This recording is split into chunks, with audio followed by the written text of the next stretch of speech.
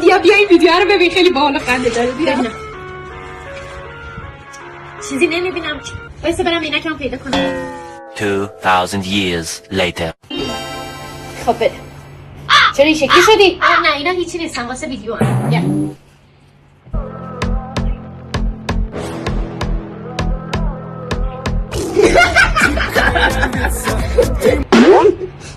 چرا نخندی؟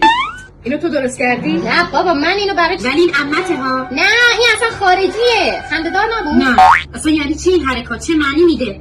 الان باید سر درس و مشقشون باشن، نشستن مسخره بازی در میارن.